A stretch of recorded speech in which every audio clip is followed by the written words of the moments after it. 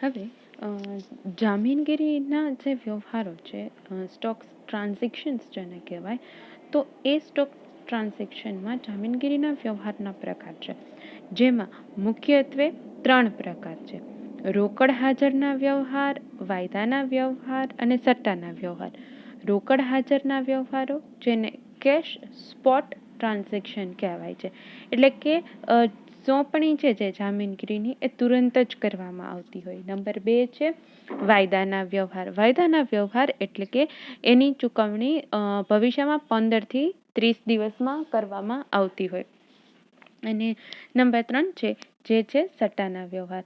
તો સટ્ટાના વ્યવહાર એટલે કે એવો વ્યવહાર કે જે ભવિષ્યમાં એ જામીનગીરી છે એનો ભાવ વધશે કે ઘટશે એના અંદાજ ઉપર નફો કમાવવાના આશયથી જામીનગીરીનું ખરીદ વેચાણ કરવામાં આવતું હોય. બરાબર, તો એ સ્પેક્યુલેટિવ ટ્રાન્ઝેક્શન સટ્ટાના વ્યવહારો કહેવાશે. તો એના બીજા પ્રકાર છે, 5 પ્રકાર છે. કોરી ફેરબદલી, એના પણ 2 પ્રકાર છે. કોરી ફેરબદલીમાં નોંધાયેલી જામીનગીરી અને બેરર જામીનગીરી. વૈકલ્પિક વ્યવહારો છે, એમાં કોલ ઓપ્શન અને પુટ ઓપ્શન. માર્જિન વેપાર છે, કોર્નિંગ અને મેન્યુપ્યુલેશન છે, અને શેર હેરફેર. આ બધા સટ્ટાના વ્યવહારોના પ્રકાર છે. તો હવે સૌ પ્રથમ જે રોકડ કે હાજરના વ્યવહાર છે એના વિશે ચર્ચા કરીએ. તો શેર જામીનગીરીમાં શેર બજારમાં જે જામીનગીરીના ખરીદ વેચાણના વ્યવહારો થાય છે એ જામીનગીરીના વ્યવહારના પ્રકાર. એમાં સૌ પ્રથમ છે રોકડ કે હાજરના વ્યવહાર. તો હવે રોકડ કે હાજરના જે વ્યવહાર છે એમાં રોકડ એટલે કે કેશ ટ્રાન્ઝેક્શન વ્યવહારમાં એ જામીનગીરીની જે સોંપણી, જે જામીનગીરીની જે કિંમત હશે એ કિંમતની જે ચૂકવણી કરવાની હશે એ કાં તો તરત જ કરી દેવામાં આવશે અને કાં ખૂબ જ ટૂંકા સમયગાળામાં કરવામાં આવે છે. જો એના નામમાં જ છે કેશ સ્પોટ ટ્રાન્ઝેક્શન, કેશ અથવા તો સ્પોટ ટ્રાન્ઝેક્શન. સ્પોટ એટલે તુરંત જ, બરાબર. તો એ સ્પોટ ટ્રાન્ઝેક્શન એટલે કે તરત જ એની ચૂકવણી કરી દેવામાં આવે છે. તો હવે આ જે પ્રકારનું ટ્રાન્ઝેક્શન છે, આ જે પ્રકારના કરાર છે એને રોકડ અથવા તો હાજરના વ્યવહાર કહેવામાં આવે છે.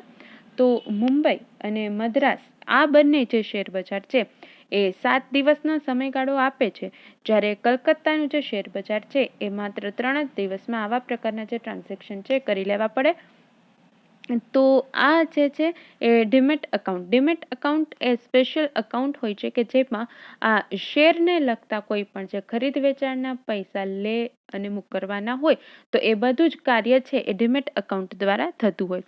તો જે આ હાજરના વ્યવહાર, સ્પોટ ટ્રાન્ઝેક્શન અને તૈયાર સોંપણીના વ્યવહાર એ છે રેડી ડિલિવરી ટ્રાન્ઝેક્શન. હવે આ બંનેમાં પણ થોડો તફાવત છે. જે હાજરના વ્યવહાર છે, સ્પોટ ટ્રાન્ઝેક્શન છે, એમાં જ્યારે તમે નાણાંની ચૂકવણી કરતા હો તો એ તરત જ પતાવટ કરી દેવામાં આવે છે, જ્યારે જે તૈયાર સોંપણીના વ્યવહાર છે, રેડી ડિલિવરી ટ્રાન્ઝેક્શન છે, એમાં થોડા દિવસમાં પતાવટ કરવામાં આવે છે. હમણાં આપણે જેમ જોયું એમ મુંબઈ અને મદ્રાસનું જે શેર બજાર છે 7 દિવસ આપે છે, કલકત્તાનું શેર બજાર છે એ 3 દિવસ આપે છે. તો હવે આ જે પતાવટ કરવામાં આવતી હોય તો પક્ષકારો એક જ સ્થળે કે એક જ શહેરમાં ન રહેતા હોય, એટલે કે પોસ્ટ દ્વારા આવું કામ થતું હોય અને ટપાલમાં વ્યવહારો અને પૂર્ણ થતા જેટલો સમય લાગે એટલો સમય લાગતો હોય. તો હવે આમાં આવશ્યક તત્વો ક્યાં હશે? રોકડના વ્યવહારો, હાજરના વ્યવહારો જે છે તો એ કેશ અથવા તો સ્પોટ ટ્રાન્ઝેક્શન છે એના આવશ્યક તત્વ છે એક તો કે જે જામીનગીરી વેચતું હશે વ્યક્તિ, એટલે કે જે વેચનાર હશે એને જામીનગીરીની સોંપણી તરત જ કરવાની રહેશે. બરાબર, સિક્યોરિટીની તરત જ સોંપણી કરવાની હશે, કારણ કે ચૂકવણી પણ તરત જ થાય છે, કેશની ચૂકવણી પણ તરત જ થાય છે, એટલે કે જામીનગીરીની સોંપણી પણ જ્યારે કેશ મળે ત્યારે જ ચૂકવણી કરી દેવી આવશ્યક હોય છે. અને નંબર 2, ખરીદનારને કિંમતની ચૂકવણી પણ તરત કરવાની હોય છે અથવા તો નક્કી થયા મુજબ જે હમણાં આપણે જોયું એટલા સમયની અંદર કરવાની હોય છે.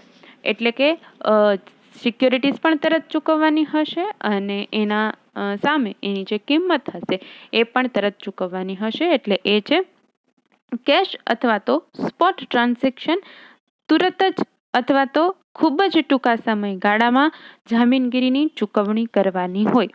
બરાબર, તો આ એક પ્રકાર થયો કેશ ઓર સ્પોટ ટ્રાન્ઝેક્શન, રોકડ કે હાજરના વ્યવહારો. બરાબર, હવે નંબર 2 છે વાયદાના વ્યવહાર એટલે કે ફ્યુચર ટ્રાન્ઝેક્શન.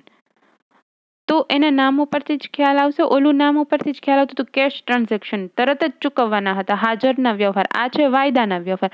વાયદો બરાબર એટલે કે એ 15 થી 30 દિવસની અંદર ભવિષ્યમાં ચૂકવણી કરવાનો એનો વાયદો આપે છે. તો વાયદાના વ્યવહાર, ફ્યુચર ટ્રાન્ઝેક્શન. હવે આ જે શેર બજારના આ પ્રકારના વ્યવહારો છે તો એના અમુક ધારાધોરણો એટલે કે નીતિ નિયમો નક્કી કરવામાં આવતા હોય અને આ નીતિ નિયમોના આધારે આ ટ્રાન્ઝેક્શન્સ થતા હોય. તો જામીનગીરીના ખરીદ વેચાણમાં આ શેર બજારના જે નીતિ નિયમો નક્કી કરેલા હશે એ નીતિ નિયમના આધારે એને ખરીદ વેચાણ થશે, આ પ્રકારના વ્યવહાર થશે. તો હવે જામીનગીરીની સોંપણી અને કિંમતની ચૂકવણી ક્યારે કરવાની હોય છે? ભવિષ્યમાં. નામ જ છે એનું ફ્યુચર ટ્રાન્ઝેક્શન, ભવિષ્યમાં કરવામાં આવે છે. તો હવે આવા જે પણ કોઈ ટ્રાન્ઝેક્શન હશે એ પૂર્ણ કરવામાં જે ફ્યુચર નામ છે એનું ભવિષ્યમાં જો ટ્રાન્ઝેક્શન કરવાના છે તો કેટલા સમયગાળામાં કરવાના હોય છે?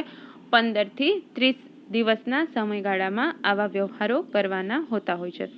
તો એ સટ્ટાના હેતુથી આવા વ્યવહાર કરવામાં આવે અને બંને પક્ષકારોનો ઈરાદો જામીનગીરીની સોંપણી અને ચૂકવણી હોતો નથી, પરંતુ ક્લિયરિંગ હાઉસથી એની પતાવટ કરવામાં આવે છે. તો એટલે 15 થી 30 દિવસનો સમયગાળો એને જોવે છે.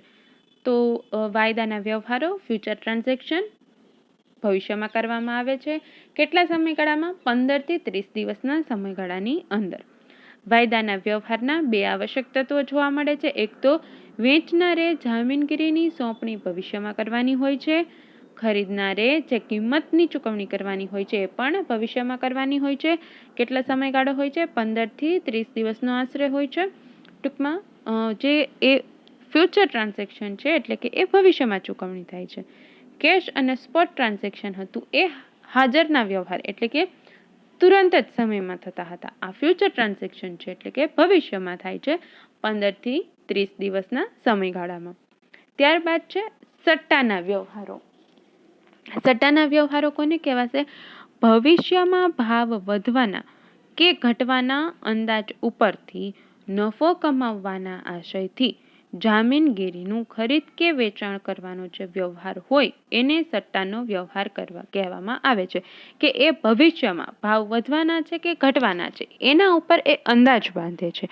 એ અંદાજને આધારે એ નફો કમાવાનો એને લાભ મળી શકે.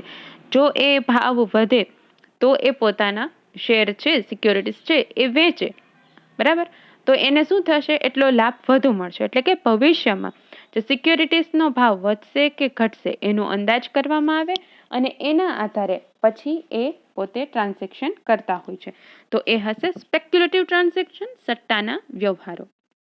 હવે એમાં અલગ અલગ પ્રકારની સિક્યોરિટીઝની જે કિંમત હોય છે એનો ફ્યુચરમાં કયા પ્રકારે એમાં ચેન્જીસ આવશે એટલે કે ભવિષ્યમાં કયા પ્રકારે એમાં ફેરફાર થવાનો હશે એનો એક અંદાજ કાઢવામાં આવતો હોય કે એનો ભાવ વધશે, ઘટશે, કેવા સમયે વેચવાથી એમાંથી એને વધુમાં વધુ ફાયદો થઈ શકે છે અને કયા સમયે ખરીદવાથી એ ઓછી કિંમતે ખરીદાઈ શકે છે અને કેટલા સમય સુધી આપણી પાસે રાખવાથી એના ભાવમાં વધારો થાય છે, ક્યારે એને વેચવું યોગ્ય કહેવાય, આવી બધી બાબતનો અંદાજ કાઢવામાં આવતો હોય અને પોતાને એમાંથી મહત્તમ નફો મળે એ પ્રકારે કામ કરવાની એ અંદાજ મારવાની આખી પ્રોસેસ હોય.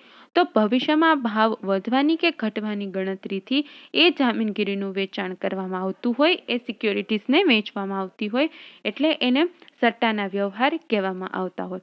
તો હવે જે આ સટ્ટાના વ્યવહારો છે એમાં જામીનગીરીની સોંપણી કે કિંમતની ચૂકવણી એનો જે અંદાજ કાઢવામાં આવતો હોય એનો માત્ર ભાવમાં તફાવતનો ગાળો કમાઈ લેવાની વૃત્તિ હોય છે. ભાવમાં તફાવતનો ગાળો એટલે પોતે ખરીદે ત્યારે એની કિંમત ઓછી હોય, પછી કિંમત વધે ત્યારે વેચી દે છે.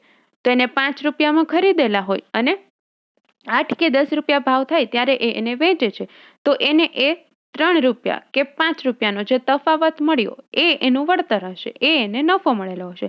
કોઈ વ્યક્તિએ એક શેર છે એ એક શેરની કિંમત ₹5 હોય, હવે ₹5ના શેર એને ખરીદેલા હોય અને ₹10 થાય ત્યારે એ વેચતો હોય તો એને ભાવ તફાવત શું કહેવાય? ₹5નો ભાવ તફાવત કહેવાય. બરાબર.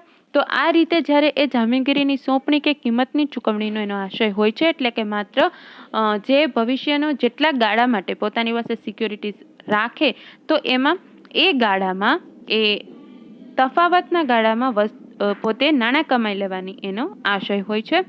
તો શેર બજારમાં જામીનગીરીના ભાવ ઉપર અનેક બધા પરિબળો અસર કરે છે, જેની આપણે ચર્ચા કરી.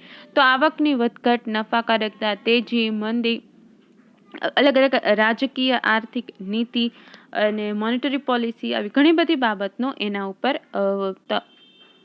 છાપ પડતી હોય છે. એના કારણે એમાં ફેરફારો થતા હોય છે, પરિવર્તનો આવતા હોય છે. એટલે કે જે શેર બજારને ચાલુ રાખવા માટે ઘણા બધા પરિબળો હોય, પણ સૌથી અગત્યનું પરિબળ સટ્ટાના વ્યવહારો જ હોય છે, કારણ કે એના આધારે જ શેર બજાર છે એ ચાલુ રહેતું હોય છે.